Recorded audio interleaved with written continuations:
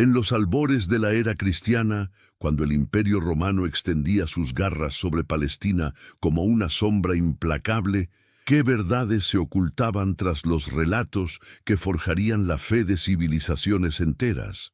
La historia que nos ha sido transmitida durante 2 milenios, pulida por siglos de interpretación teológica, refleja realmente los acontecimientos que tuvieron lugar en una pequeña aldea galilea llamada Caná. ¿Acaso no resulta fascinante que el primer acto público registrado de Jesús de Nazaret, según el Evangelio de Juan, no fuese una sanación milagrosa, ni la expulsión de demonios, ni siquiera una prédica revolucionaria, sino la transformación del agua en vino durante una celebración nupcial? ¿Por qué precisamente este prodigio, aparentemente mundano, en comparación con las resurrecciones y curaciones que vendrían después?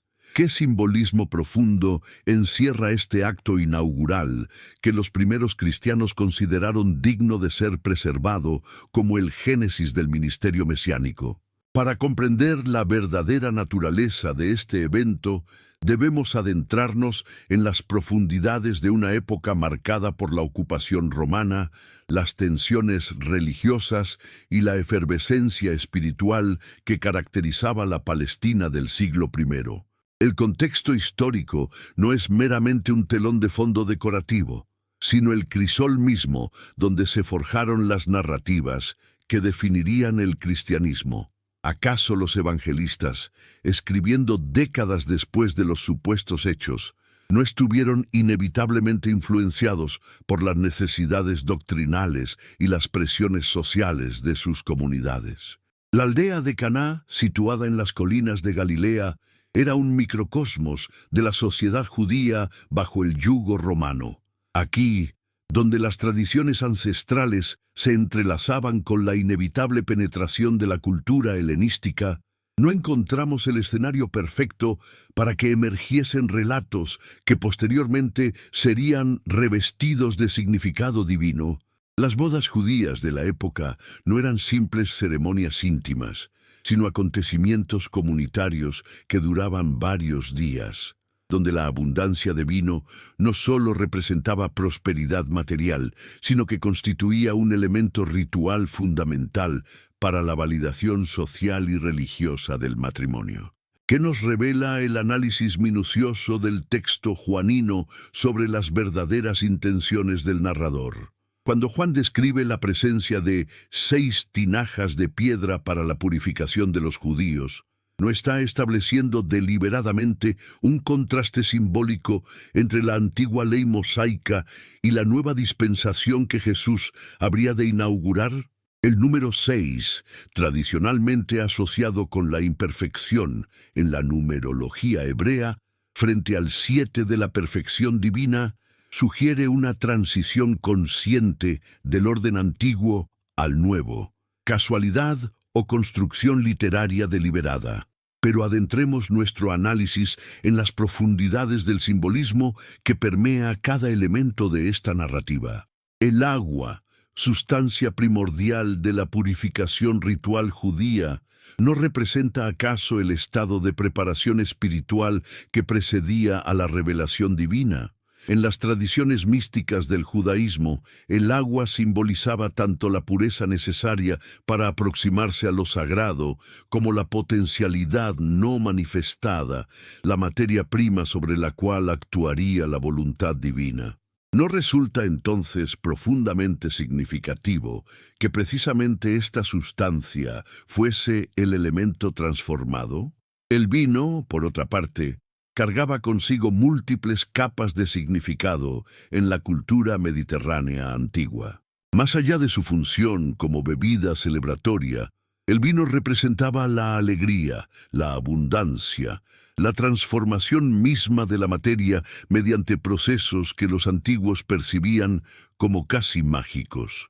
¿Acaso Dionisio, la divinidad griega asociada con el vino y la transformación, no había establecido ya un precedente cultural para los milagros vinícolas? ¿Qué tan original era entonces la idea de un dios capaz de transformar el agua en vino? La cuestión se vuelve aún más intrigante cuando consideramos las palabras que Juan pone en boca de Jesús dirigiéndose a su madre. Mujer, ¿qué tenemos tú y yo? Aún no ha llegado mi hora. ¿Por qué esta aparente resistencia inicial? ¿Qué nos sugiere esta reticencia sobre la naturaleza del acto que estaba por realizar? ¿Acaso el Jesús histórico experimentaba dudas sobre su propia misión, o estamos ante una construcción literaria que pretende enfatizar la importancia del momento? El análisis del contexto socioeconómico nos revela aspectos igualmente fascinantes. ¿Sabías que quedarse sin vino durante una celebración nupcial constituía no solo una vergüenza social devastadora, sino que podía tener implicaciones legales graves? En la sociedad mediterránea antigua, la hospitalidad no era meramente una cortesía, sino una obligación sagrada cuyo incumplimiento podía resultar en ostracismo social y responsabilidades económicas. No es posible entonces que el supuesto milagro fuese en realidad una solución práctica a un problema social urgente. Pero si aceptamos por un momento la historicidad básica del evento, ¿cómo explicar la naturaleza del fenómeno descrito? Las interpretaciones racionalistas han sugerido diversas posibilidades. Desde la hipótesis de que Jesús había preparado previamente vino y lo introdujo subrepticiamente en las tinajas, hasta la idea de que el milagro consistió en convencer a los invitados de que el agua tenía sabor a vino mediante alguna forma de sugestión colectiva. ¿No resultan estas explicaciones tan problemáticas como la aceptación literal del prodigio? ¿Qué papel jugaba la percepción alterada en las sociedades antiguas? Los estudios antropológicos modernos han demostrado que en contextos rituales y religiosos, la predisposición psicológica de los participantes puede generar experiencias sensoriales genuinamente transformadas. No es posible que los invitados a la boda, inmersos en un ambiente de expectación religiosa y celebración comunitaria, experimentasen realmente el agua como vino debido a factores psicológicos y sociales complejos. La figura del maestresala, quien según el relato juanino prueba el agua transformada sin conocer su origen, añade otra dimensión intrigante al enigma. ¿Por qué Juan incluye específicamente este detalle? ¿Acaso pretende establecer la credibilidad del milagro mediante el testimonio de alguien supuestamente objetivo? Pero, ¿qué tan objetivo puede ser un funcionario de la boda que debe asegurar el éxito de la celebración? ¿No tenía acaso incentivos poderosos para declarar excelente cualquier bebida que mantuviese el festejo en marcha? El elemento temporal también merece nuestra atención crítica. Juan sitúa este evento al tercer día, una referencia temporal que resuena proféticamente con la posterior resurrección. ¿Coincidencia o construcción teológica deliberada? ¿No estaba Juan escribiendo décadas después, proyectando retrospectivamente significados pascuales sobre los primeros momentos del ministerio de Jesús? ¿Qué nos revela el análisis comparativo de los evangelios sobre la historicidad de Caná? Resulta profundamente significativo que Mateo, Marcos y Lucas, los sinópticos más cercanos temporalmente a los eventos, no mencionen este supuesto primer milagro. ¿Cómo explicar esta ausencia? ¿Acaso desconocían un evento tan fundamental o consideraron que no merecía ser registrado? O tal vez Juan, escribiendo más tarde y con objetivos teológicos específicos, construyó esta narrativa para servir propósitos doctrinales particulares. La tradición posterior ha interpretado el milagro de Caná como una prefiguración de la Eucaristía, donde el vino se convierte en la sangre de Cristo. ¿No resulta entonces sospechoso que Juan, el único evangelista que no narra la institución de la Cena del Señor, sea precisamente quien registra este milagro vinícola? ¿Acaso estaba compensando esa ausencia mediante una metáfora sacramental diferente? Pero profundicemos aún más en las implicaciones filosóficas del relato. ¿Qué nos dice sobre la naturaleza de la realidad, la idea misma de que las leyes naturales puedan ser suspendidas? Si aceptamos la posibilidad de los milagros, ¿no estamos implícitamente admitiendo que nuestro entendimiento de la causalidad natural es fundamentalmente deficiente? ¿O acaso los milagros operan dentro de leyes superiores que simplemente no comprendemos? La cuestión se vuelve aún más compleja cuando consideramos las implicaciones éticas del supuesto prodigio. ¿Era moralmente apropiado que Jesús utilizase poderes sobrenaturales para resolver un problema social relativamente menor? Mientras multitudes sufrían bajo la opresión romana, mientras la pobreza y la enfermedad devastaban las comunidades galileas, ¿qué justificación ética tenía emplear el poder divino para asegurar la continuidad de una celebración? ¿No revela esto algo profundamente problemático sobre las prioridades divinas o sobre la construcción humana de esta narrativa? El análisis de las fuentes manuscritas nos presenta desafíos adicionales. Los papiros más antiguos, que contienen el relato de Caná, datan del siglo II, más de 100 años después de los supuestos eventos. ¿Qué transformaciones pudo haber sufrido la narrativa durante este período de transmisión oral y escrita?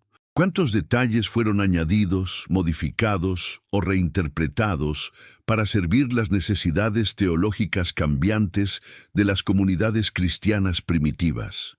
¿No resulta también significativo que el milagro de Caná presente sorprendentes paralelos con relatos mitológicos griegos y romanos? Dionisio transformaba el agua en vino. Las fuentes sagradas cambiaban sus propiedades por intervención divina. Los héroes mitológicos alteraban la naturaleza de los elementos para resolver crisis sociales. ¿Hasta qué punto el relato juanino refleja la influencia de estas tradiciones culturales preexistentes? La presencia de María en la narrativa añade otra dimensión de complejidad. ¿Por qué precisamente la Madre de Jesús es quien inicia la secuencia que lleva al milagro? En las tradiciones marianas posteriores, este evento se ha interpretado como evidencia de la intercesión maternal. ¿Pero qué nos sugiere sobre la naturaleza humana de Jesús el hecho de que aparentemente necesitase la iniciativa de su madre para actuar? ¿Acaso no encontramos aquí un eco de las tradiciones mediterráneas donde las madres ancianas poseían autoridad espiritual particular, especialmente en contextos rituales y celebratorios?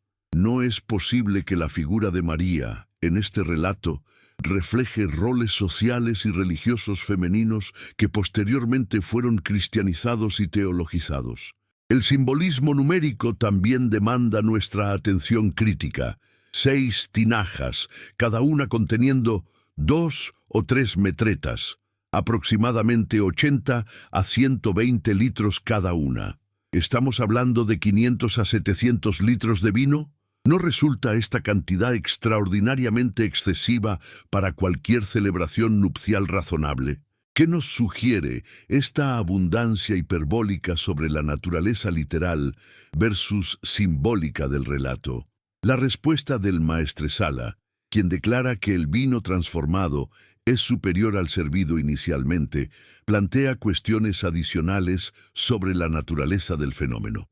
¿Cómo explicar que un producto de transformación instantánea superase en calidad al vino naturalmente fermentado?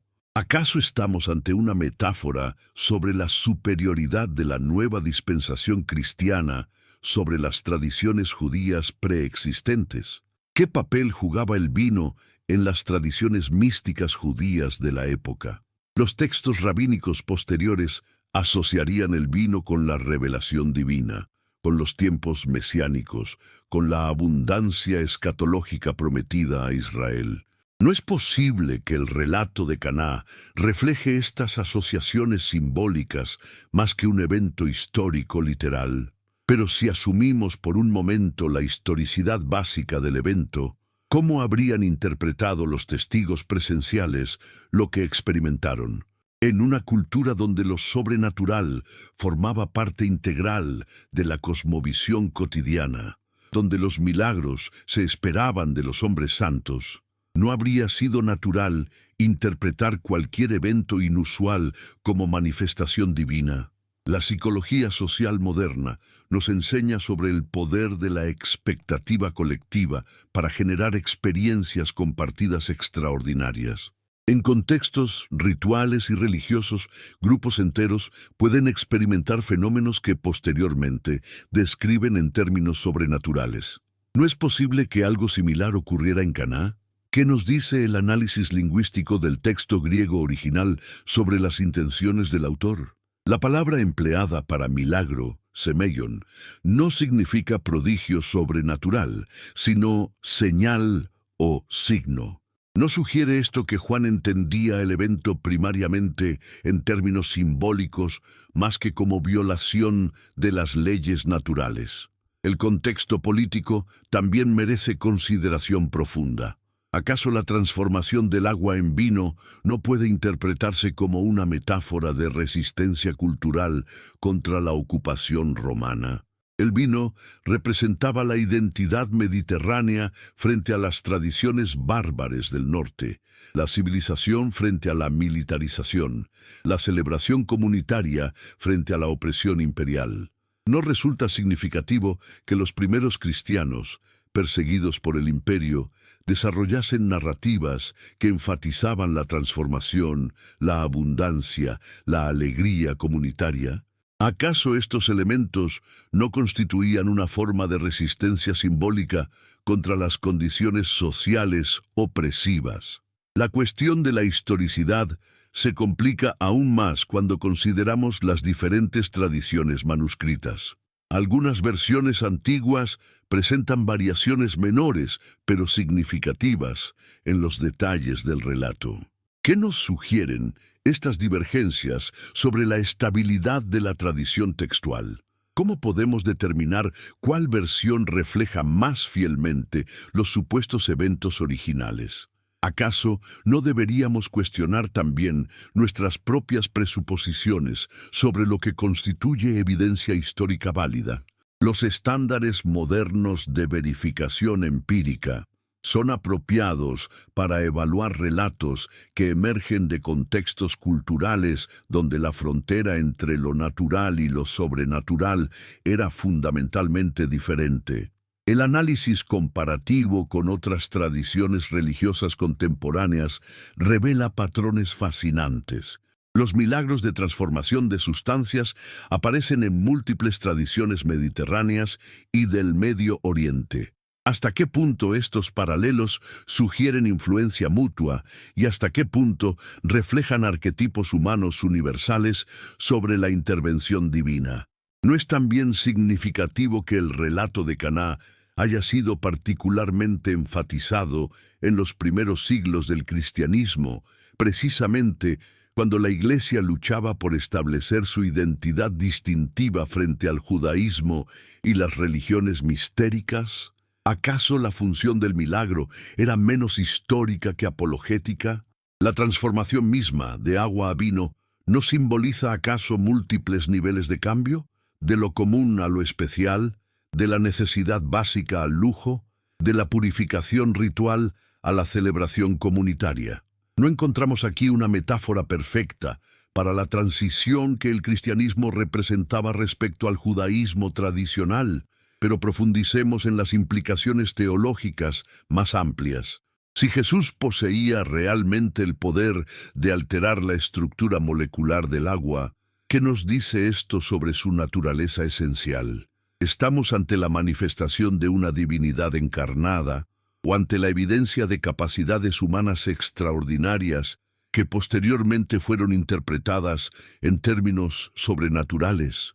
La doctrina cristiana posterior desarrollaría complejas formulaciones sobre la naturaleza divino-humana de Cristo, pero ¿qué nos sugiere el relato de Caná sobre cómo los primeros seguidores entendían realmente a Jesús? ¿Lo percibían como Dios encarnado, como profeta dotado de poderes especiales, o simplemente como un maestro espiritual extraordinario?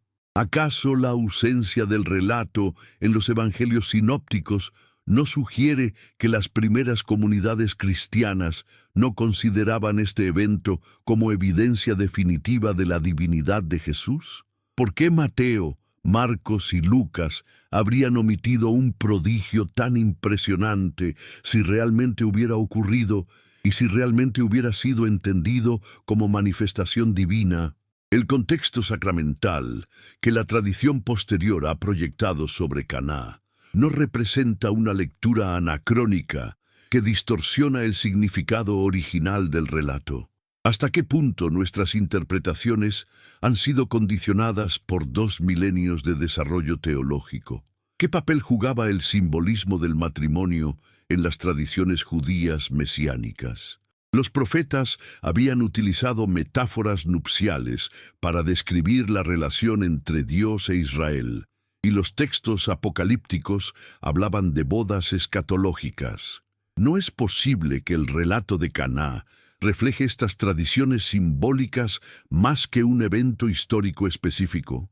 La figura del esposo, misteriosamente ausente de la narrativa juanina, a pesar de que supuestamente se trata de su boda, no sugiere que el verdadero esposo es Jesús mismo, inaugurando la nueva alianza entre Dios y la humanidad.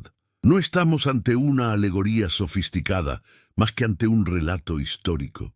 Pero ¿qué implicaciones tiene para nuestra comprensión de la verdad religiosa el que Caná pueda ser más símbolo que historia? ¿Acaso la veracidad espiritual de un relato depende necesariamente de su historicidad literal? ¿O pueden las metáforas transmitir verdades más profundas que los meros hechos empíricos? Esta cuestión nos confronta con preguntas fundamentales sobre la naturaleza del conocimiento religioso. ¿Qué tipo de verdad buscan transmitir los textos sagrados? ¿Su valor radica en la precisión histórica o en su capacidad para revelar dimensiones más profundas de la experiencia humana? ¿Acaso no encontramos en el relato de Caná una perfecta ilustración de cómo las tradiciones religiosas construyen narrativas que operan simultáneamente en múltiples niveles de significado? El evento puede ser histórico, simbólico, teológico y mitológico al mismo tiempo, sin que estos niveles se contradigan necesariamente. Pero esta multiplicidad de interpretaciones posibles ¿no nos confronta también con la imposibilidad de determinar definitivamente qué ocurrió realmente en aquella aldea galilea hace 2000 años? ¿No estamos condenados a movernos siempre en el reino de la probabilidad y la interpretación, nunca en el de la certeza absoluta? El análisis crítico del relato de Caná nos conduce inevitablemente a cuestiones más amplias sobre la naturaleza de la fe religiosa en general. ¿Puede la fe coexistir con la duda histórica?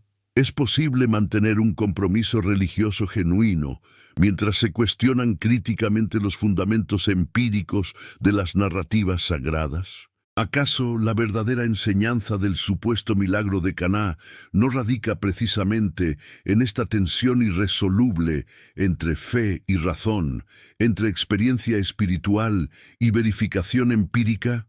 ¿No nos invita este relato a abrazar la incertidumbre como elemento constitutivo de la búsqueda religiosa auténtica? La transformación del agua en vino, interpretada así, se convierte en metáfora de la propia transformación de la conciencia que toda experiencia religiosa genuina implica. No se trata necesariamente de cambiar la estructura molecular de una sustancia, sino de alterar fundamentalmente nuestra percepción de la realidad, nuestro entendimiento de lo posible, nuestra apertura a dimensiones de experiencia que trascienden lo meramente material. ¿No es esta transformación de la conciencia el verdadero milagro que el relato pretende comunicar? ¿No estamos ante una invitación a experimentar nosotros mismos esa conversión de lo ordinario en extraordinario, de lo común en sagrado, de la rutina en revelación?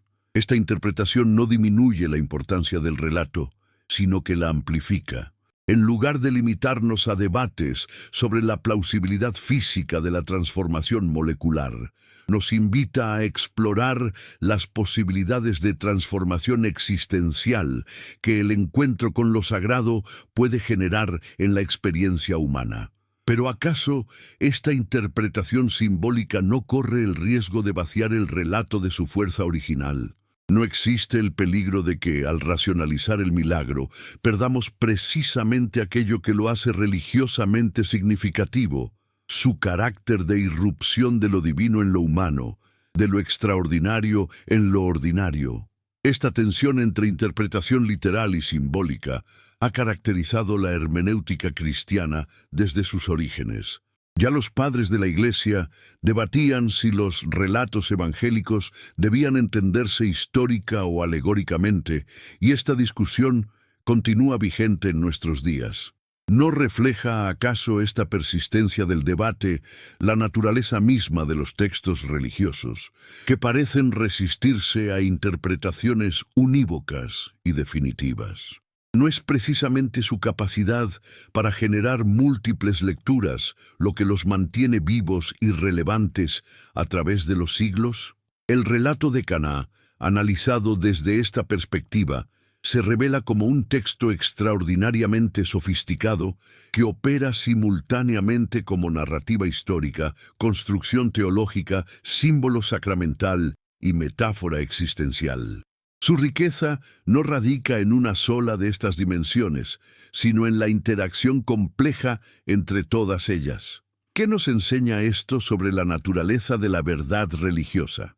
¿Acaso no sugiere que las tradiciones espirituales auténticas trascienden las categorías simples de factual versus ficticio, histórico versus mítico, literal versus simbólico? ¿No operan más bien en un espacio de significado que integra y supera estas dicotomías? Pero si aceptamos esta complejidad hermenéutica, ¿cómo navegamos las implicaciones prácticas de nuestras interpretaciones? ¿Qué diferencia hace para la vida religiosa concreta el que Caná sea historia literal o construcción simbólica? ¿Cómo afecta esta incertidumbre a la formación de la identidad cristiana? Estas preguntas nos conducen al corazón de los desafíos que enfrenta la religión en la modernidad. En un mundo donde los métodos científicos de investigación han revolucionado nuestro entendimiento de la realidad, ¿qué espacio queda para formas de conocimiento que no pueden ser empíricamente verificadas? ¿Acaso la respuesta no radica en reconocer que diferentes tipos de preguntas requieren diferentes metodologías de investigación? Las ciencias naturales pueden decirnos cómo ocurren los fenómenos físicos, pero ¿pueden decirnos qué significan estos fenómenos para la experiencia humana? Pueden explicar por qué ciertos relatos continúan inspirando transformaciones existenciales profundas milenios después de haber sido narrados por primera vez. El relato de Caná, independientemente de su historicidad literal, ha funcionado durante 2000 años como catalizador de experiencias religiosas auténticas. ¿No es esta eficacia transformadora una forma de verdad tan válida como la precisión empírica? ¿No sugiere que el texto posee una profundidad de significado que trasciende las preocupaciones por la verificación histórica?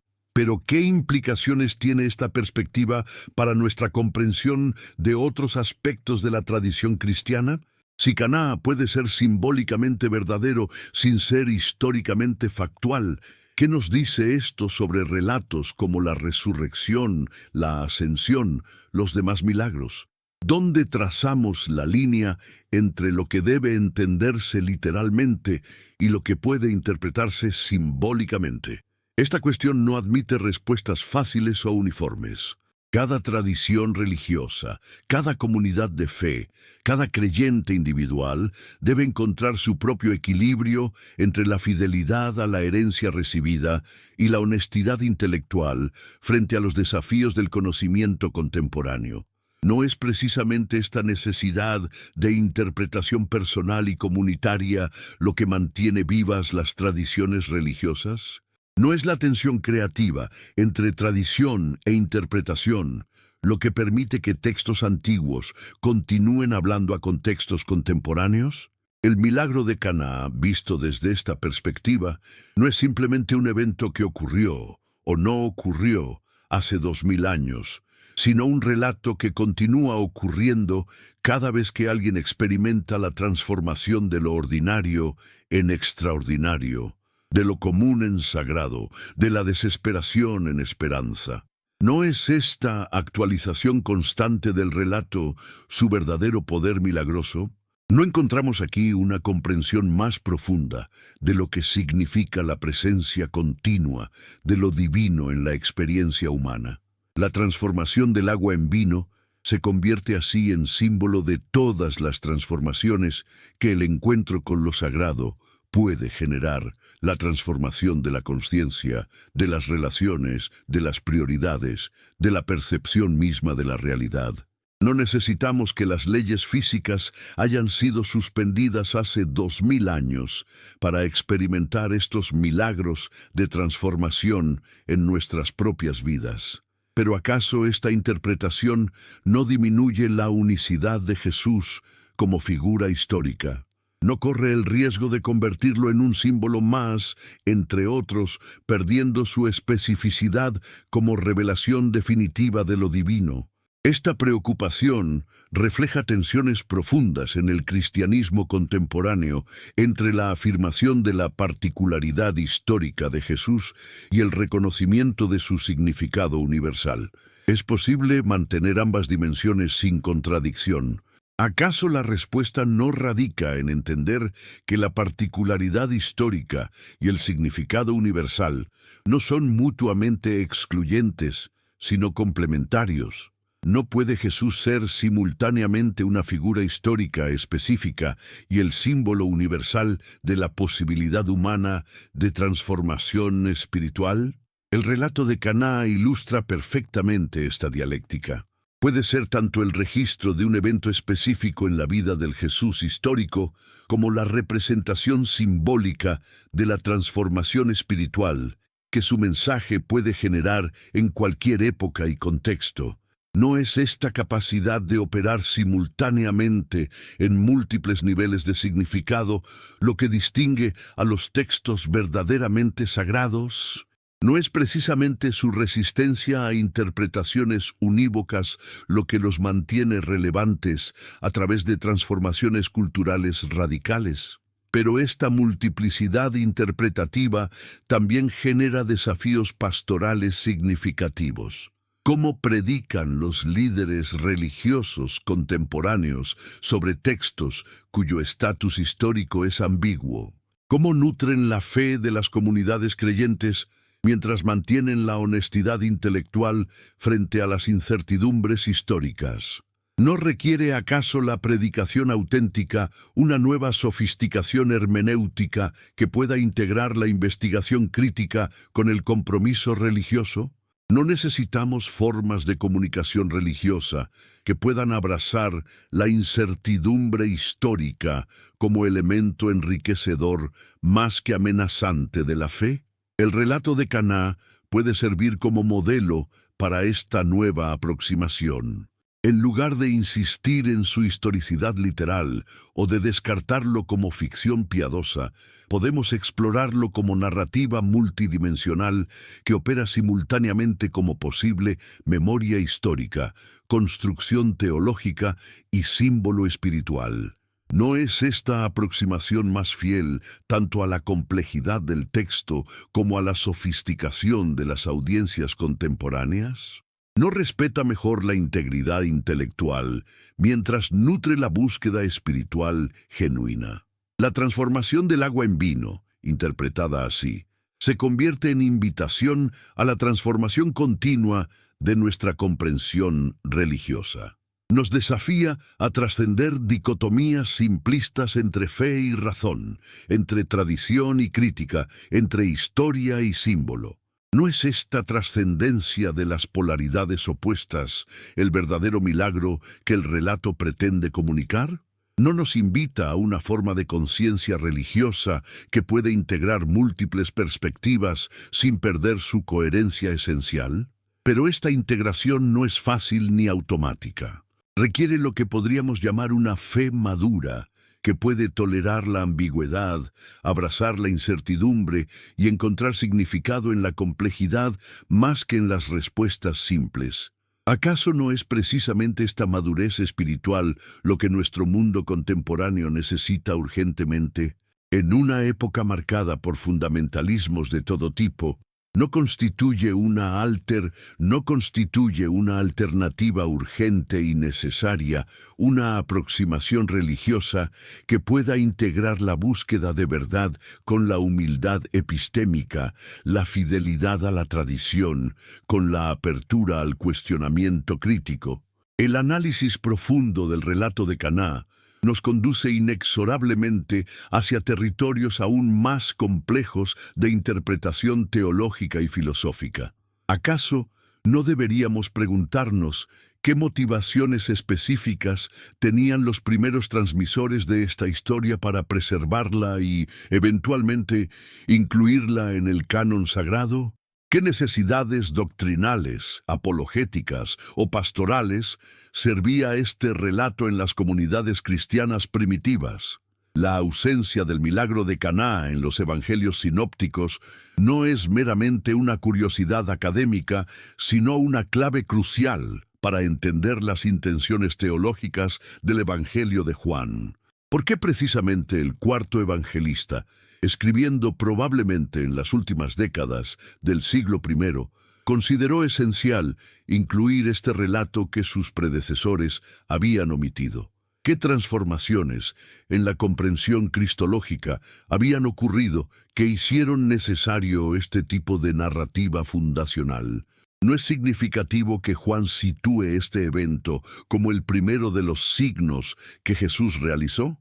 La palabra griega semeion que utiliza Juan no se refiere simplemente a prodigios sobrenaturales, sino a actos cargados de significado simbólico, a manifestaciones que apuntan hacia realidades más profundas. ¿Qué realidad profunda pretende comunicar la transformación del agua en vino como signo inaugural del ministerio de Jesús? El contexto histórico-religioso del judaísmo del Segundo Templo nos proporciona claves interpretativas fascinantes. Las expectativas mesiánicas de la época incluían la restauración de la abundancia paradisíaca, el retorno de las condiciones edénicas donde la naturaleza misma cooperaría con los planes divinos. Los textos apocalípticos judíos describían los tiempos mesiánicos como períodos de fertilidad extraordinaria, donde las viñas producirían vino de calidad sobrenatural. ¿No encaja perfectamente el milagro de Caná en este marco conceptual? Pero si el relato funciona primariamente como declaración mesiánica simbólica, ¿qué implicaciones tiene esto para su historicidad? ¿Puede un evento ser simultáneamente simbólicamente verdadero e históricamente construido? ¿O acaso estamos aplicando categorías modernas inadecuadas a formas antiguas de comunicar verdades religiosas? La investigación antropológica sobre las culturas orales mediterráneas antiguas revela que la frontera entre historia y narrativa significativa era mucho más fluida de lo que nuestras categorías modernas permiten. ¿Acaso los primeros transmisores del relato de Caná se preocupaban por la precisión empírica en el mismo sentido que nosotros, o estaban más interesados en comunicar verdades sobre la identidad y misión de Jesús? ¿Qué nos sugiere el análisis retórico del texto juanino sobre las técnicas narrativas empleadas? La estructura del relato sigue patrones literarios sofisticados. Planteamiento del problema, resistencia inicial del protagonista, intervención transformadora, reconocimiento de la superioridad del resultado. ¿No son estas precisamente las técnicas que esperaríamos encontrar en una construcción literaria deliberada más que en un simple registro de eventos? El diálogo entre Jesús y su madre merece análisis particular. Mujer, ¿qué tenemos tú y yo? Aún no ha llegado mi hora. ¿Por qué Juan incluye esta aparente resistencia de Jesús si el objetivo fuera simplemente demostrar su poder milagroso? nos sugiere más bien una tensión teológica profunda sobre el momento apropiado para la revelación mesiánica. La referencia a mi hora resuena a través de todo el Evangelio juanino, culminando en la pasión. ¿No está Juan estableciendo desde el primer milagro una conexión temática con la muerte y resurrección? ¿Acaso la transformación del agua en vino prefigura la transformación final de la muerte en vida? Pero profundicemos aún más en las dimensiones simbólicas del relato. ¿Qué representaba el vino en las tradiciones místicas judías? Los textos cabalísticos posteriores asociarían el vino con la revelación de los misterios divinos, con el conocimiento esotérico, con la experiencia de lo sagrado que trasciende la conciencia ordinaria. No es posible que el relato de Caná refleje estas tradiciones simbólicas profundas. La cantidad extraordinaria de vino producida, 500 a 700 litros, según los cálculos más conservadores, ¿no sugiere abundancia escatológica más que necesidad práctica? ¿Qué familia podría consumir tal cantidad en una celebración, por extensa que fuera? ¿No estamos ante un símbolo de la abundancia mesiánica prometida más que ante una solución a un problema doméstico? ¿Y qué decir de la calidad superior del vino transformado? El maestresala declara que habitualmente se sirve primero el mejor vino y después el inferior. Pero tú has guardado el buen vino hasta ahora. ¿No es esta una metáfora perfecta de la superioridad de la nueva dispensación cristiana sobre las tradiciones precedentes? El simbolismo del matrimonio añade capas adicionales de significado. En la tradición profética judía, la relación entre Yahvé e Israel se describía frecuentemente en términos nupciales. No es posible que la presencia de Jesús en las bodas de Caná simbolice la inauguración de una nueva alianza, un nuevo matrimonio entre lo divino y lo humano. Pero si aceptamos estas dimensiones simbólicas como centrales al relato, ¿qué nos dice esto sobre la metodología hermenéutica de Juan? ¿Estaba el evangelista construyendo conscientemente narrativas que operasen simultáneamente como posible historia y como teología simbólica? ¿No era esta precisamente la genialidad de su aproximación literaria? La comparación con otras tradiciones religiosas contemporáneas revela paralelos inquietantes. Los milagros de transformación de sustancias aparecen en múltiples contextos mediterráneos. Dionisio transformando agua en vino, Empédocles alterando los elementos, los taumaturgos helenísticos manipulando la naturaleza. ¿Hasta qué punto el relato de Caná refleja influencias sincréticas? ¿Pero acaso estos paralelos invalidan necesariamente la originalidad o autenticidad del relato cristiano? ¿O sugieren más bien que ciertas formas simbólicas son arquetipos universales que emergen independientemente en diferentes tradiciones, cuando intentan comunicar experiencias de transformación espiritual? La cuestión se complica cuando consideramos el contexto misionero del cristianismo primitivo. No necesitaban los primeros predicadores cristianos narrativas que pudiesen competir con los milagros atribuidos a otras figuras religiosas contemporáneas. No constituía el relato de Caná una forma de apologética comparativa, pero esta posible función apologética disminuye necesariamente la veracidad espiritual del relato. No es posible que verdades auténticas se expresen a través de formas narrativas que también sirven propósitos polémicos o misioneros. El análisis de las tradiciones manuscritas revela variaciones menores pero significativas en los detalles del relato. Algunas versiones antiguas presentan números ligeramente diferentes de tinajas, cantidades variables de líquido, detalles divergentes sobre la respuesta del maestresala. ¿Qué nos sugieren estas variaciones sobre la transmisión del texto? ¿Son evidencia de inestabilidad textual o de flexibilidad interpretativa? ¿No es también significativo que ninguna tradición extracristiana primitiva preserve memoria independiente del milagro de Caná? Si realmente hubiera ocurrido un prodigio tan extraordinario en una comunidad pequeña como la aldea Galilea, ¿no esperaríamos encontrar algún eco en fuentes no cristianas? La ausencia de corroboración externa no prueba la no historicidad del evento, pero sí plantea preguntas sobre su impacto contemporáneo. ¿Fue el milagro tan discreto que solo los presentes lo percibieron? ¿O se trataba de un tipo de transformación que solo podía ser reconocida por ojos de fe?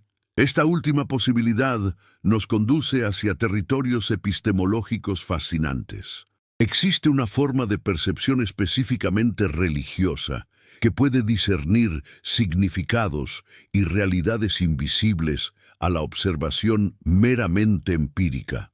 ¿No sugieren múltiples tradiciones místicas que ciertos fenómenos solo pueden ser experimentados por consciousness preparadas espiritualmente? Pero ¿cómo distinguir entre percepción espiritual auténtica y autoengaño religioso? ¿Qué criterios podemos emplear para evaluar afirmaciones sobre experiencias que trascienden la verificación intersubjetiva común? El relato de Caná no nos proporciona respuestas fáciles a estas preguntas, sino que las intensifica. ¿No es precisamente esta capacidad para generar cuestionamiento profundo lo que distingue a los textos verdaderamente significativos? Pero exploremos más profundamente las implicaciones teológicas específicas del milagro. Si Jesús poseía realmente el poder de alterar la estructura molecular de la materia, ¿qué nos dice esto sobre su relación con las leyes naturales? ¿Las trascendía, las suspendía o operaba según principios superiores desconocidos para nosotros? La doctrina cristológica posterior desarrollaría complejas formulaciones sobre la naturaleza divino-humana de Cristo. Pero, ¿cómo entendían realmente los primeros discípulos los poderes extraordinarios que atribuían a Jesús? Los interpretaban como evidencia de divinidad, como dones proféticos especiales o como manifestaciones de potencialidades humanas extraordinarias. ¿No es significativo que el mismo Juan, que registra el milagro de Caná, también preserve las palabras de Jesús? El que cree en mí, las obras que yo hago, él las hará también, y aún mayores hará. ¿No sugiere esto que los poderes atribuidos a Jesús no eran exclusivamente suyos, sino potencialidades humanas que él había actualizado y que otros podrían desarrollar? Esta interpretación abriría perspectivas radicalmente diferentes sobre la naturaleza de los milagros. En lugar de violaciones únicas de las leyes naturales realizadas por una divinidad encarnada, podríamos estar ante manifestaciones de capacidades humanas latentes que ciertos individuos extraordinarios pueden actualizar. ¿Pero acaso esta interpretación no socava la unicidad cristológica de Jesús? ¿No diluye su identidad específica como revelación definitiva de Dios? ¿O abre posibilidades más amplias para entender la participación humana en la naturaleza divina? Estas preguntas nos conducen al corazón de debates cristológicos que han persistido durante siglos. ¿Era Jesús único porque poseía una naturaleza divina que otros no poseen? ¿O porque actualizó completamente potencialidades divinas que están latentes en toda la humanidad? El relato de Caná no resuelve estas cuestiones, pero las ilustra vívidamente. No es precisamente esta ambigüedad productiva lo que ha permitido que el texto genere múltiples interpretaciones teológicas a través de los siglos. Pero consideremos también las dimensiones sociales y políticas del supuesto milagro. ¿Qué significaba en el contexto de la Palestina ocupada que un maestro judío demostrase poder sobre los elementos naturales? ¿No constituía esto una forma de resistencia simbólica contra el dominio imperial? Los romanos se presentaban como portadores de la civilización, como quienes habían domesticado tanto la naturaleza como los pueblos bárbaros. No representaba la capacidad de transformar milagrosamente los elementos, una afirmación alternativa de autoridad espiritual que trascendía el poder militar. ¿Y qué decir del contexto económico? El vino era un producto de lujo, símbolo de abundancia y prosperidad. En una sociedad marcada por la pobreza y la desigualdad, no constituía la producción milagrosa de vino una promesa implícita de justicia social, de redistribución de la abundancia. Pero estas interpretaciones sociopolíticas son proyecciones modernas sobre el texto antiguo o reflejan dimensiones reales del mensaje original. ¿Cómo determinar cuáles lecturas son legítimas y cuáles anacrónicos? La hermenéutica contemporánea ha desarrollado sofisticadas metodologías para abordar estas cuestiones, pero no persiste siempre un elemento irreducible de interpretación subjetiva. No está todo texto, especialmente los textos religiosos, abierto a múltiples lecturas legítimas. El relato de Caná ilustra perfectamente esta polisemia textual. Puede leerse como historia literal, como construcción simbólica, como apologética cristológica, como promesa escatológica, como resistencia política, como enseñanza sacramental. ¿No es precisamente esta riqueza interpretativa lo que lo ha mantenido vivo durante 2 milenios? Pero ¿qué implicaciones tiene esta multiplicidad para la autoridad del texto? Si puede significar tantas cosas diferentes, ¿significa realmente algo específico? No corremos el riesgo de que, al admitir interpretaciones múltiples, vaciemos el texto de contenido determinado. Esta tensión entre apertura interpretativa y especificidad semántica es constitutiva de todos los textos clásicos. No es precisamente su capacidad para generar nuevas interpretaciones sin perder su identidad esencial lo que los distingue de los textos meramente informativos. Pero exploremos más profundamente las implicaciones epistemológicas del relato. ¿Qué tipo de conocimiento pretende comunicar? ¿Se trata de información sobre un evento pasado, de enseñanza sobre realidades espirituales presentes o de promesas sobre posibilidades futuras? ¿No opera acaso el texto simultáneamente en las 3 dimensiones temporales, como memoria del pasado, como revelación del presente, como anticipación del futuro?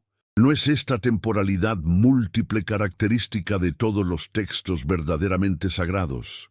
La transformación del agua en vino, vista desde esta perspectiva, no es simplemente algo que ocurrió hace 2000 años, sino algo que continúa ocurriendo cada vez que lo ordinario se revela como extraordinario, cada vez que la rutina se transfigura en revelación. ¿No experimentamos todos, en diferentes grados y contextos, estas transformaciones de la percepción donde lo familiar súbitamente se revela cargado de significado nuevo? ¿No son estos momentos de iluminación ordinaria los verdaderos milagros cotidianos que el relato de Caná simboliza? Pero si esta interpretación existencial es válida, ¿qué papel juega la figura histórica de Jesús? ¿Se convierte simplemente en símbolo de potencialidades humanas universales? ¿O mantiene una especificidad irreducible como revelador único de estas posibilidades? ¿Acaso la respuesta no radica en entender que lo universal y lo particular no son mutuamente excluyentes en el ámbito religioso? ¿No puede Jesús ser simultáneamente el revelador único de ciertas verdades y el símbolo universal de la capacidad humana para experimentar transformación espiritual? El milagro de Caná ilustra perfectamente esta dialéctica. Es único como evento asociado específicamente con Jesús de Nazaret, pero universal como símbolo de la transformación espiritual que cualquier persona puede experimentar. ¿No es esta capacidad para integrar particularidad histórica y significado universal lo que distingue a las grandes figuras religiosas? ¿No encontramos patrones similares en Buda, en Mahoma, en los grandes místicos de todas las tradiciones? Pero esta comparación no relativiza la unicidad que el cristianismo atribuye a Jesús. ¿Cómo mantener la especificidad cristológica mientras se reconocen paralelos en otras tradiciones religiosas? ¿Acaso la respuesta no radica en entender que cada tradición religiosa auténtica actualiza de manera única potencialidades espirituales universales? ¿No puede cada camino ser verdadero en su especificidad sin negar la validez de otros caminos? El relato de Caná, interpretado desde esta perspectiva pluralista, se convierte en una manifestación específicamente cristiana de la transformación espiritual universal, sin perder por ello su identidad distintiva o su poder revelador particular. Pero ¿acaso esta aproximación no diluye el compromiso religioso específico? ¿Es posible mantener una identidad cristiana fuerte mientras se reconoce la validez de otras tradiciones espirituales? Esta cuestión refleja uno de los desafíos centrales del cristianismo contemporáneo. ¿Cómo articular la fidelidad a la tradición específica con la apertura al diálogo interreligioso? ¿Cómo afirmar la verdad cristiana sin negar otras formas de verdad espiritual? ¿No sugiere el relato de Caná posibilidades para esta articulación? La transformación del agua en vino puede entenderse como la manifestación cristiana específica de un patrón universal de transformación espiritual, manteniendo así tanto la particularidad como la apertura. Pero profundicemos aún más en las implicaciones sacramentales del relato. La tradición cristiana posterior ha visto en Caná una prefiguración de la Eucaristía, donde el vino se convierte en la sangre de Cristo. ¿No es significativo que Juan, quien no narra la institución de la Cena del Señor, preserve este milagro vinícola? ¿Acaso no estaba Juan ofreciendo una interpretación alternativa del significado sacramental del vino? En lugar de la transformación eucarística del vino en sangre, ¿no presenta la transformación primordial del agua en vino como el verdadero sacramento inaugural? Esta perspectiva abriría interpretaciones fascinantes sobre la naturaleza de lo sacramental. ¿No sugiere que toda transformación auténtica de lo ordinario en extraordinario posee carácter sacramental? ¿No invita a ver lo sagrado operando en contextos seculares, en celebraciones humanas, en la vida cotidiana? ¿Pero acaso esta sacramentalidad ampliada no diluye la especificidad de los sacramentos cristianos tradicionales?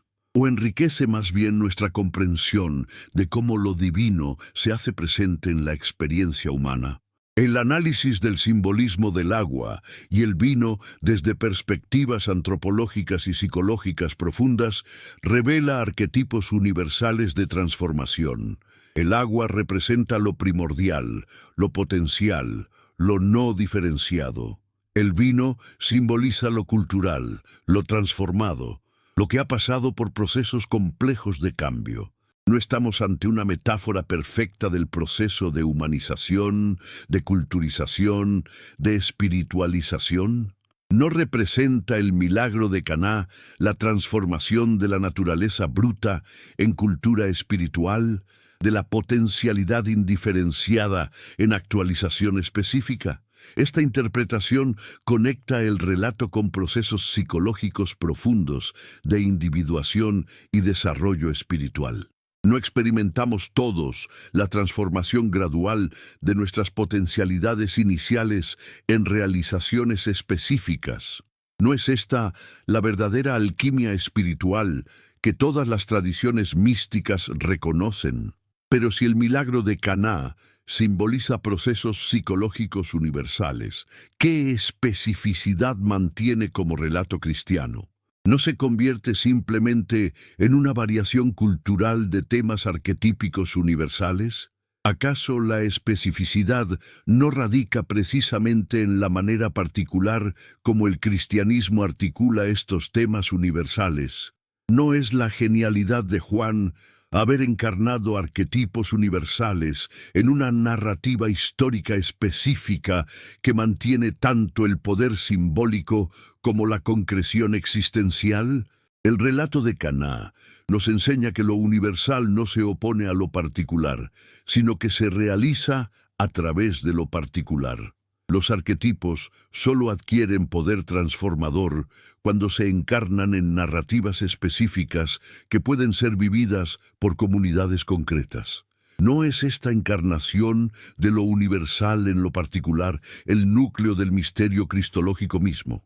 ¿No representa Jesús precisamente la actualización histórica específica de potencialidades espirituales universales?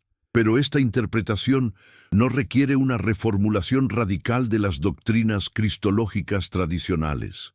¿Cómo integrar esta perspectiva con las formulaciones clásicas sobre la naturaleza divino-humana de Cristo?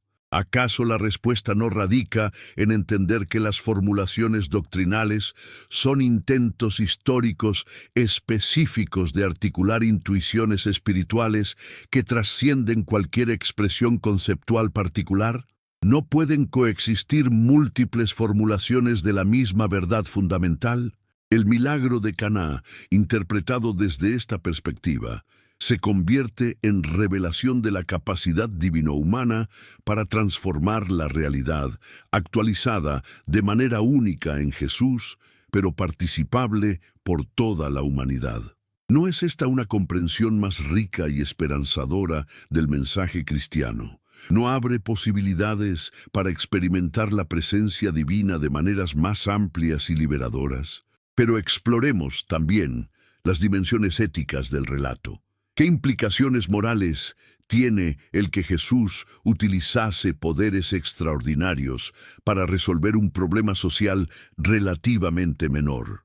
¿No plantea esto cuestiones sobre las prioridades divinas y la responsabilidad humana? Si realmente poseía capacidades milagrosas, ¿por qué no las empleó para resolver problemas más urgentes? La pobreza, la opresión, la enfermedad. ¿Qué nos dice la elección de transformar agua en vino sobre los valores que el relato quiere comunicar? ¿Acaso nos sugiere que lo sagrado se manifiesta tanto en lo extraordinario como en lo ordinario, tanto en las grandes crisis como en las pequeñas necesidades cotidianas? ¿No es significativo que el primer milagro ocurra en el contexto de una celebración familiar, no en una situación de vida o muerte? Esta perspectiva invita a una espiritualidad que reconoce la presencia de lo sagrado en todas las dimensiones de la experiencia humana, no solo en los momentos dramáticos o las crisis extremas. ¿No es esta una lección profundamente liberadora para la vida religiosa cotidiana? ¿Pero acaso esta sacralización de lo ordinario no corre el riesgo de trivializar lo verdaderamente sagrado? ¿Cómo mantener el sentido de la trascendencia mientras se reconoce la inmanencia divina en lo cotidiano? El relato de Caná sugiere que esta no es una dicotomía real.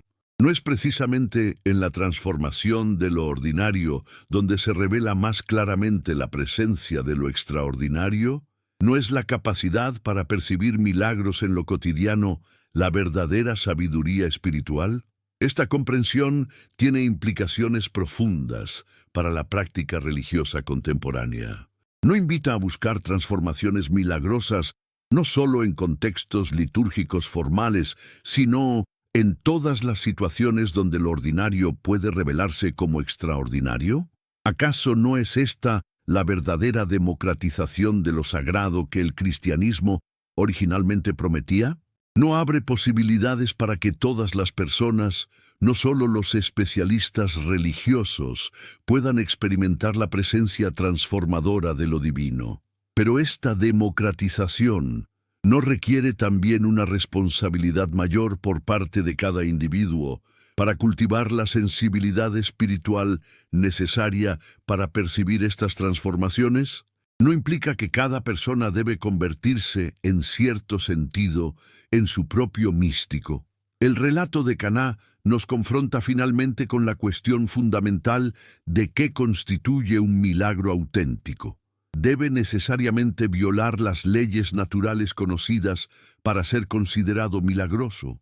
¿O puede la percepción transformada de la realidad ordinaria constituir el verdadero milagro? ¿No sugiere el texto que el mayor prodigio no es la alteración de la estructura molecular del agua, sino la capacidad para percibir lo extraordinario en lo ordinario, para experimentar la presencia de lo sagrado en los contextos más seculares? Esta comprensión abre perspectivas radicalmente nuevas sobre la naturaleza de la fe religiosa. No se trataría tanto de creer en eventos sobrenaturales pasados, como de desarrollar la capacidad para experimentar transformaciones espirituales presentes. ¿Acaso no es esta una fe más exigente y, paradójicamente, más liberadora? No requiere mayor compromiso existencial, mientras libera de la necesidad de defender la historicidad literal de eventos cuya verificación empírica es imposible.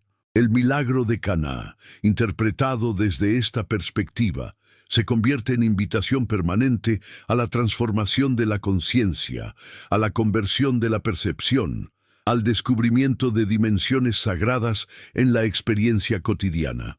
¿No es esta una comprensión más profunda y más práctica del mensaje religioso que la mera aceptación de prodigios pasados? Pero esta interpretación no elimina completamente la dimensión histórica del cristianismo.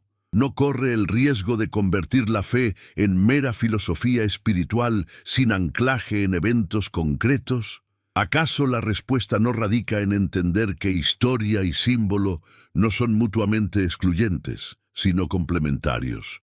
¿No pueden los eventos históricos específicos servir como catalizadores para experiencias espirituales universales sin perder por ello su especificidad temporal? El relato de Caná ilustra perfectamente esta integración.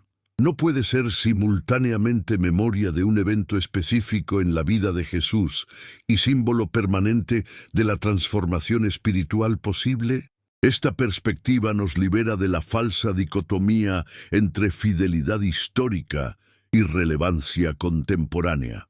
No permite que el texto mantenga su poder transformador independientemente de las incertidumbres sobre su precisión empírica. ¿No es esta la verdadera genialidad de los textos sagrados auténticos? Su capacidad para operar simultáneamente como posible historia y como verdad simbólica permanente. ¿No es esta capacidad para integrar temporalidad histórica y significado permanente lo que distingue a las narrativas verdaderamente sagradas de los meros documentos históricos o las simples ficciones? El relato de Caná nos confronta con la naturaleza más profunda de la verdad religiosa, aquella que trasciende la dicotomía entre hecho y símbolo, entre historia y mito, entre lo temporal y lo eterno. Cuando nos adentramos en las profundidades filosóficas del supuesto milagro, ¿acaso no nos encontramos ante una de las preguntas más fundamentales de la existencia humana? ¿Cuál es la naturaleza real de la transformación?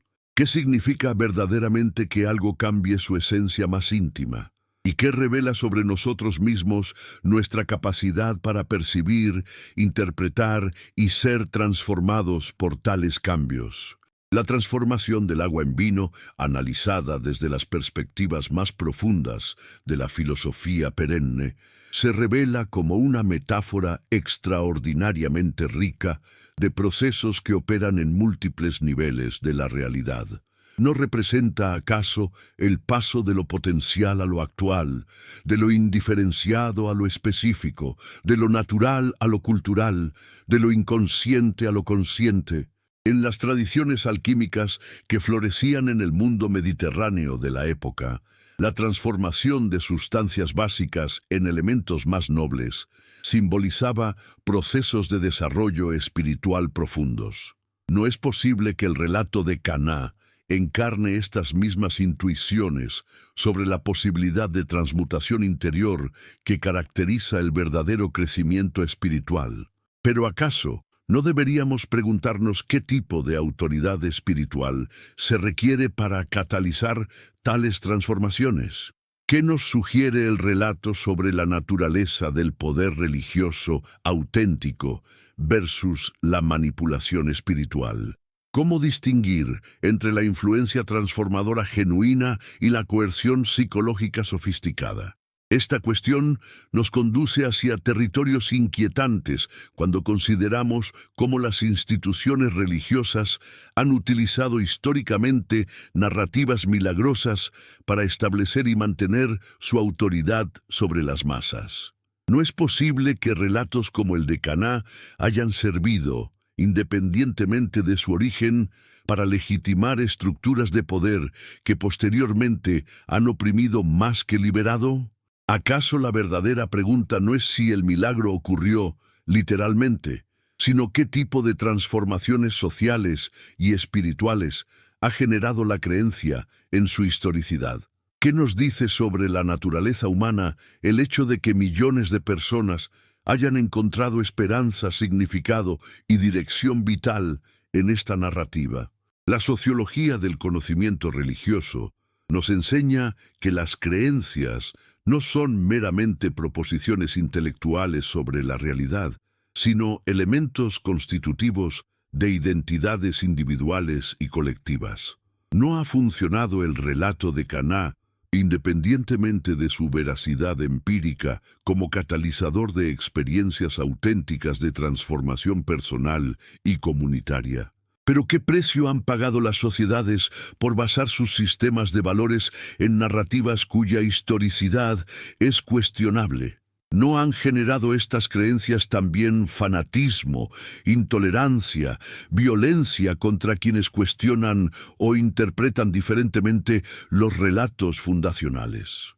Esta tensión entre el poder transformador positivo y el potencial destructivo de las narrativas religiosas nos confronta con una de las paradojas más profundas de la experiencia humana. ¿Por qué aquello mismo que puede liberar y ennoblecer el espíritu humano puede también esclavizarlo y degradarlo? ¿Acaso no radica la diferencia en el modo de relación que establecemos con estas narrativas? ¿No es crucial distinguir entre la fe como apertura transformadora a dimensiones más profundas de la realidad y la creencia como adherencia rígida a formulaciones literales específicas? El relato de Caná puede servir como piedra de toque para explorar esta distinción fundamental.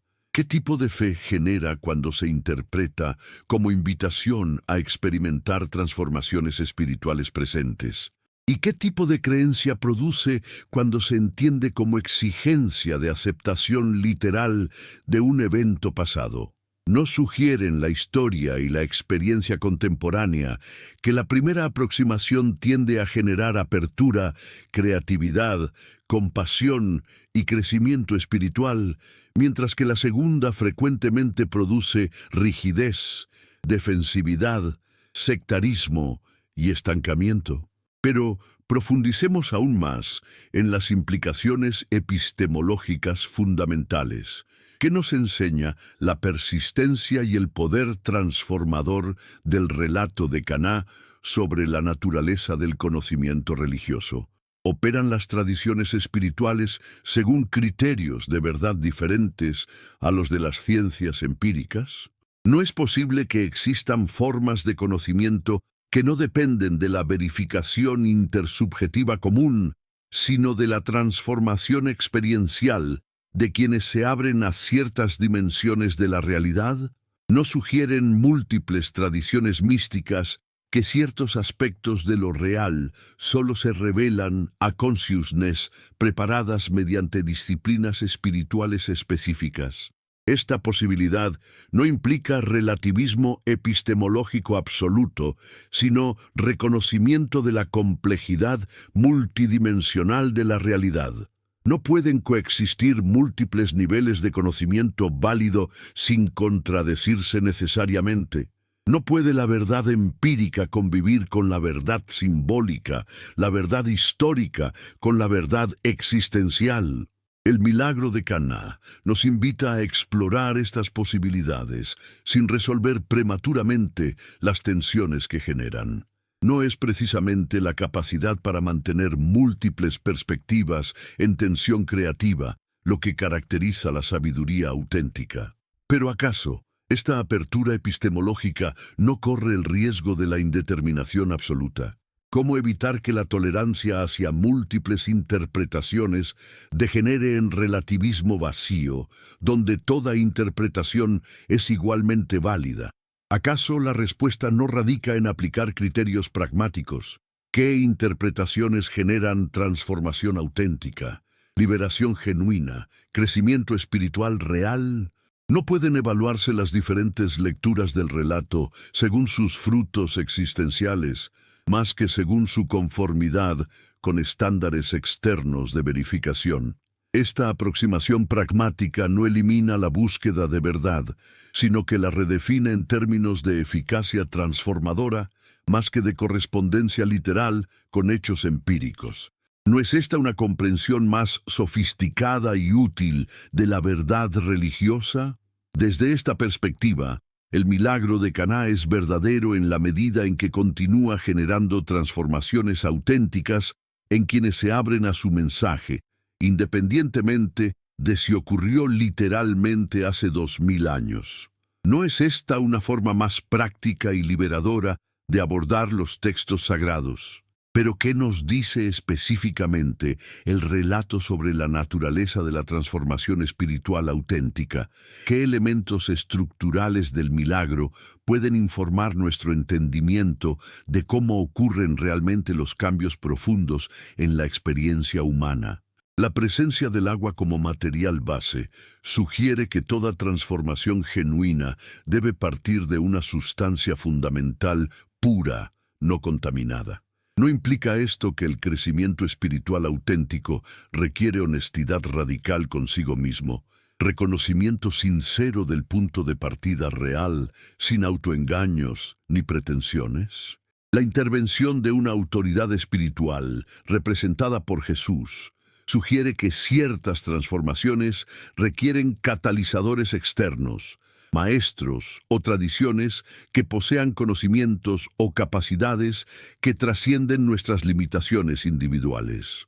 ¿No nos enseña esto la importancia de la guía espiritual auténtica y la humildad para reconocer nuestras limitaciones? Pero ¿cómo distinguir entre autoridad espiritual genuina y charlatanería religiosa? ¿Qué criterios podemos emplear para evaluar a quienes afirman poseer capacidades transformadoras especiales? El relato mismo sugiere pistas. La verdadera autoridad espiritual no se impone, sino que responde a necesidades auténticas. No busca beneficio personal, sino servicio genuino. No genera dependencia, sino capacidad aumentada en quienes la reciben. ¿No son estos criterios más confiables que las afirmaciones grandiosas o las credenciales institucionales?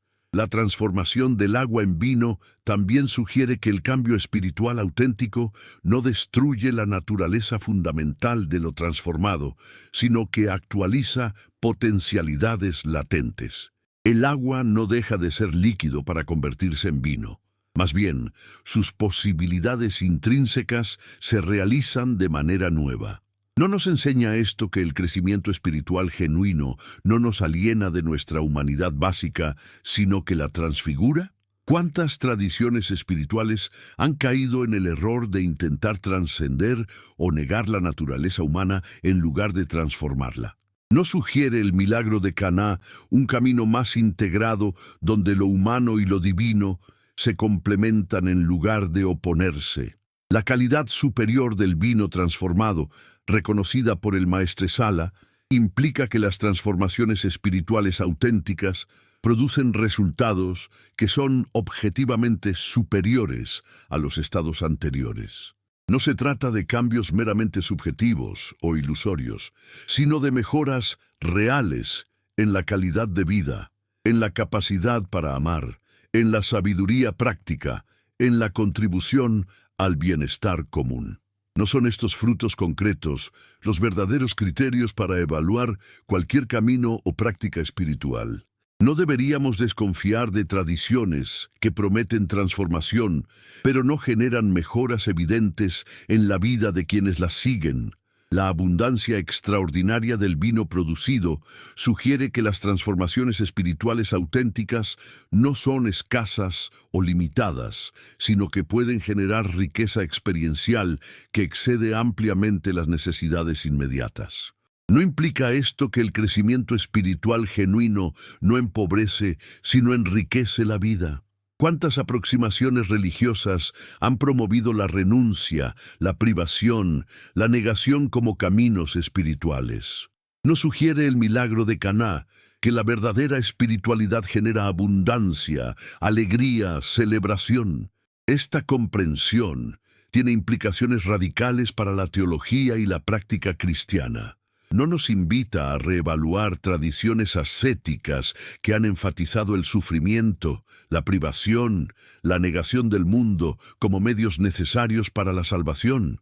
¿Acaso no es posible que estas tradiciones, por valiosas que hayan sido históricamente, reflejen más influencias culturales específicas que el mensaje esencial del cristianismo? ¿No sugiere el milagro inaugural de Jesús una espiritualidad más afirmativa, celebratoria, abundante? Pero exploremos también las dimensiones sociales y políticas más profundas de esta interpretación. ¿Qué implicaciones tiene para la justicia social una espiritualidad que enfatiza la abundancia y la transformación antes que la resignación y la aceptación del statu quo? Si las transformaciones milagrosas son posibles no solo en el ámbito individual, sino también en el colectivo, ¿no nos confronta esto con responsabilidades para trabajar por cambios estructurales en la sociedad? ¿No nos desafía a creer en la posibilidad de transformar sistemas opresivos, relaciones injustas, estructuras que perpetúan el sufrimiento?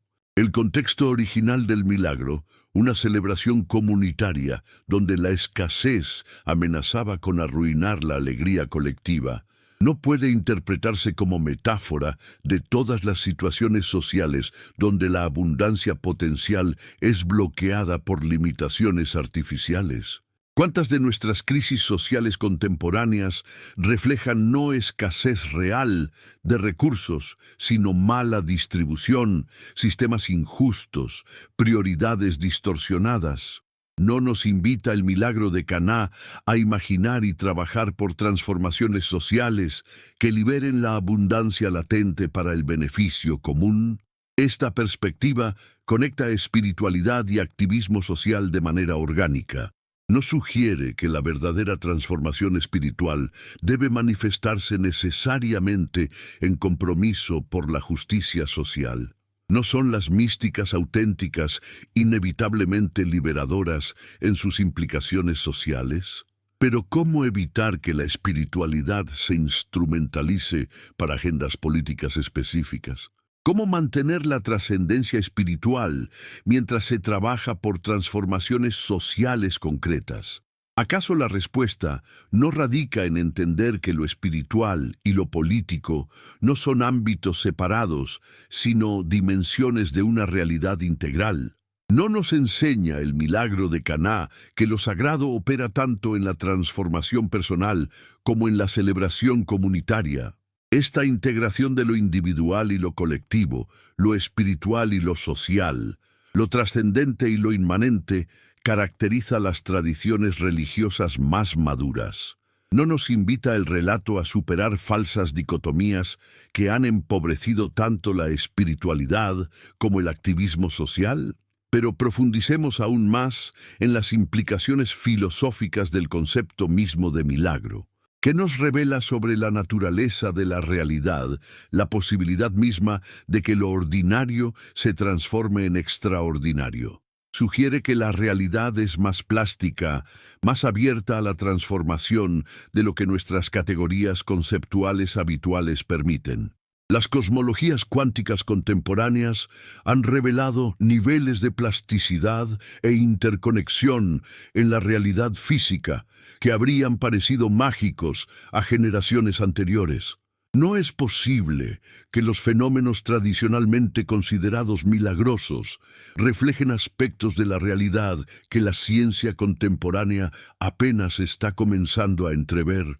Esta posibilidad No convierte los milagros en eventos científicamente normales, pero sí sugiere que las fronteras entre lo natural y lo sobrenatural pueden ser menos rígidas de lo que hemos asumido.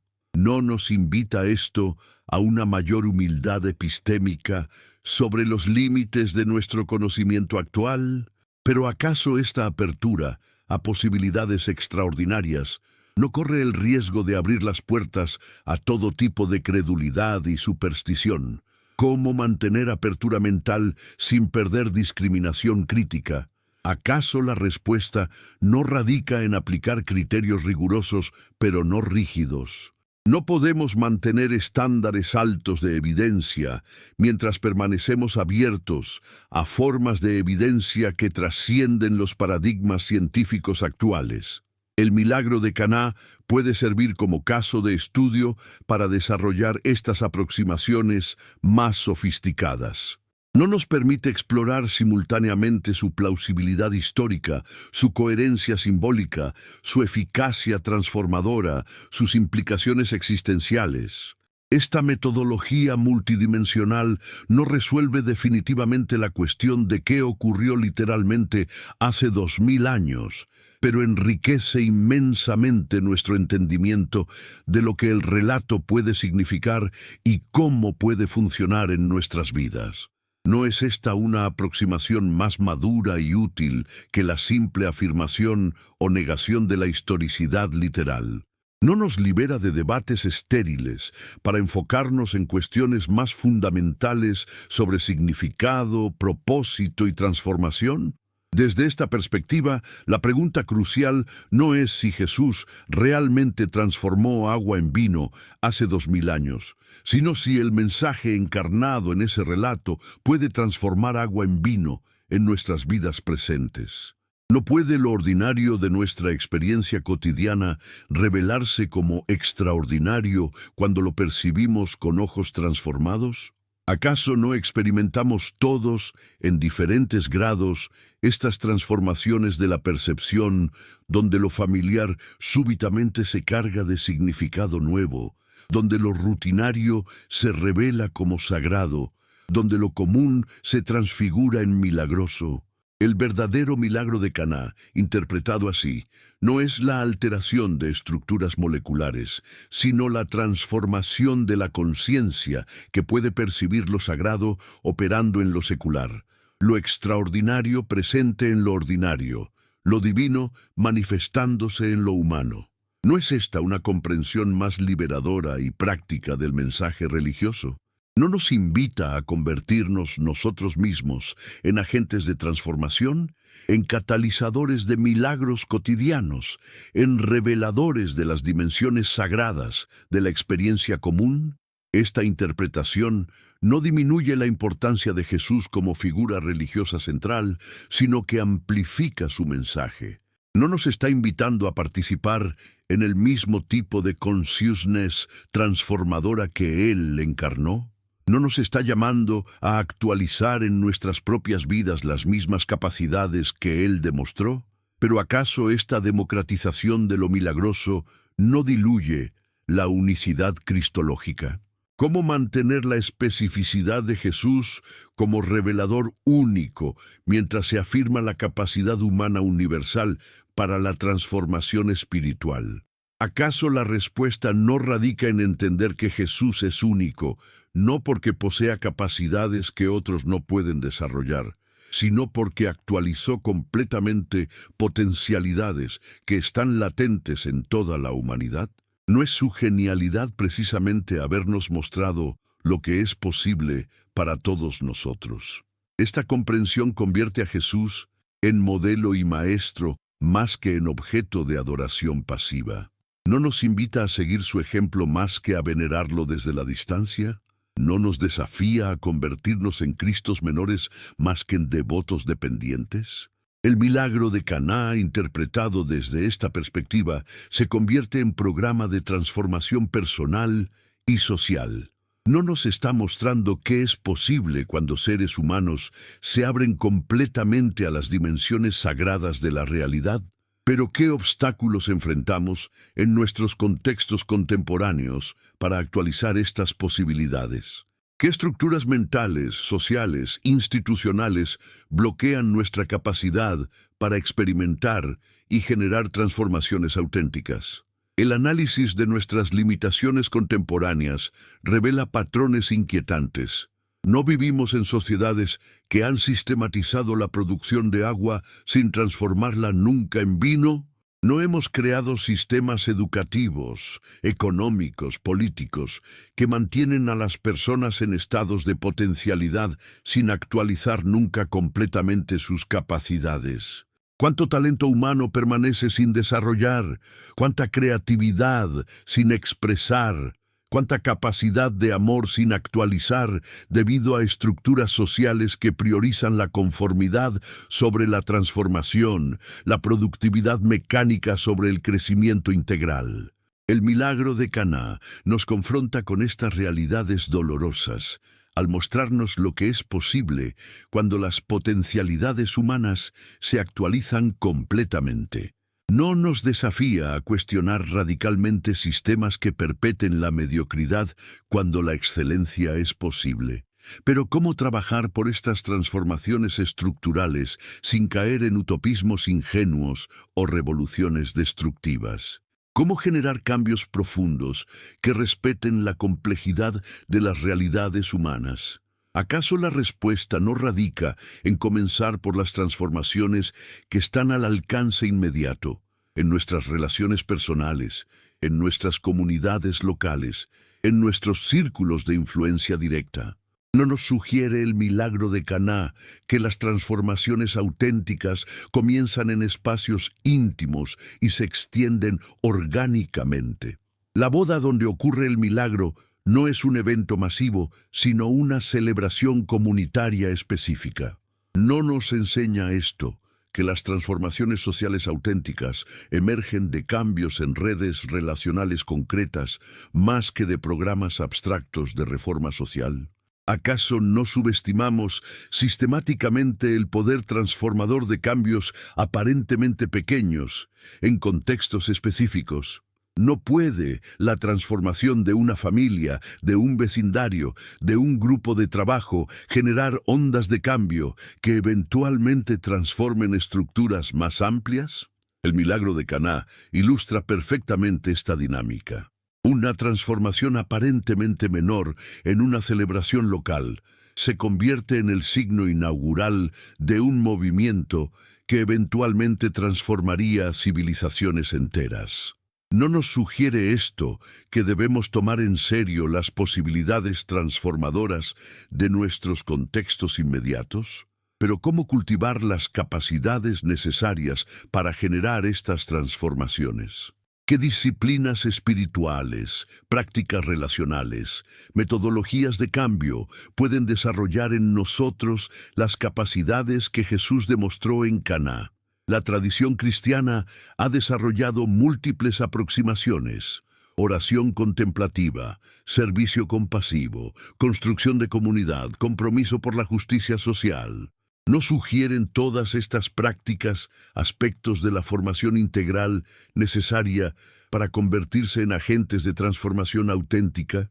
¿Pero acaso no necesitamos también integrar insights de otras tradiciones espirituales, de las ciencias psicológicas contemporáneas, de las metodologías de cambio social más efectivas? ¿No nos invita la naturaleza universal de la transformación simbolizada en Caná a aprender de todas las fuentes que puedan enriquecer nuestra capacidad transformadora? Esta apertura ecuménica e interdisciplinaria no diluye la identidad cristiana, sino que la enriquece. ¿No es coherente con el espíritu universalista del mensaje cristiano original aprender de todas las fuentes de sabiduría que puedan aumentar nuestra capacidad para amar, servir y transformar? El milagro de Caná, interpretado desde esta perspectiva integradora, se convierte en símbolo de la síntesis creativa que es posible cuando diferentes tradiciones de sabiduría se encuentran en el espacio común del servicio a la transformación humana. No necesitamos urgentemente esta síntesis en nuestro mundo contemporáneo fragmentado. No requieren los desafíos globales que enfrentamos, ecológicos, económicos, sociales, espirituales, respuestas que integren lo mejor de múltiples tradiciones de sabiduría. Pero ¿cómo evitar que esta integración degenere en sincretismo superficial que pierde la profundidad específica de cada tradición? ¿Cómo mantener raíces profundas mientras se extienden ramas amplias? ¿Acaso la respuesta no radica en entender que la verdadera profundidad espiritual trasciende las fronteras confesionales sin negarlas? No pueden los místicos auténticos de diferentes tradiciones reconocerse mutuamente precisamente porque han penetrado hasta niveles de realidad que trascienden las diferencias superficiales. El relato de Caná puede servir como punto de encuentro para esta exploración interreligiosa.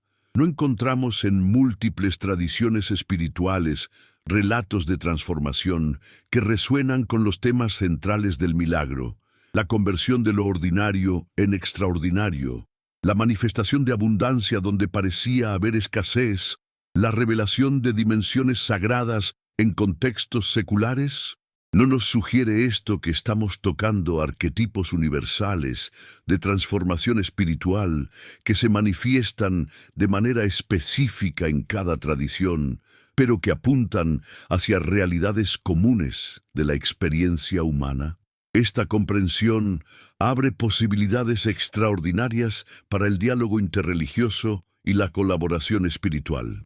No podemos trabajar juntos por transformaciones sociales y espirituales urgentes mientras respetamos y celebramos nuestras diferencias específicas.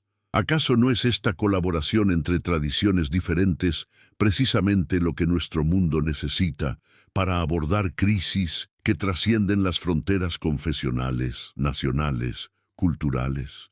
El milagro de Caná nos confronta finalmente con la pregunta más fundamental: ¿creemos realmente en la posibilidad de transformación radical? ¿Tenemos fe en que lo que parece imposible puede volverse posible cuando se dan las condiciones apropiadas? ¿O hemos sido condicionados por culturas de cinismo, pragmatismo limitado, realismo pesimista, que nos han convencido de que las transformaciones auténticas son imposibles, que debemos conformarnos con mejoras marginales, que los milagros no ocurren? ¿No es esta pérdida de fe en la posibilidad de transformación radical una de las tragedias más profundas de nuestro tiempo? ¿No ha contribuido a la desesperanza, la pasividad, la resignación que caracterizan gran parte de la experiencia contemporánea? El relato de Caná nos invita a recuperar esta fe en la transformación, pero no como credulidad ingenua, sino como apertura informada a posibilidades que trascienden nuestras limitaciones habituales. ¿No es esta fe transformadora la que necesitamos urgentemente para abordar los desafíos de nuestro tiempo? Pero ¿cómo cultivar esta fe sin caer en optimismo irrealista? ¿Cómo mantener esperanza transformadora mientras se reconocen honestamente las limitaciones y dificultades reales? ¿Acaso la respuesta no radica en basar nuestra esperanza no en expectativas ingenuas, sino en evidencia experiencial de transformaciones reales, aunque sean parciales y graduales? No podemos alimentar nuestra fe en lo extraordinario mediante atención cuidadosa a los milagros ordinarios que ocurren constantemente a nuestro alrededor. Cada acto auténtico de perdón, cada momento genuino de compasión, cada experiencia real de belleza, cada gesto efectivo de justicia social, ¿no son manifestaciones de la misma capacidad transformadora que el milagro de Caná simboliza? ¿No estamos rodeados de evidencia de que la transformación es posible, de que lo ordinario puede volverse extraordinario, de que el agua de la experiencia común puede convertirse en el vino de la experiencia sagrada? El verdadero milagro puede ser nuestra capacidad para percibir estos milagros cotidianos, para reconocer la transformación operando constantemente en niveles que trascienden nuestra percepción habitual. ¿No nos invita el relato de Caná a desarrollar esta percepción transformada que puede reconocer lo sagrado operando en lo secular, lo extraordinario presente en lo ordinario, lo milagroso manifestándose en lo cotidiano?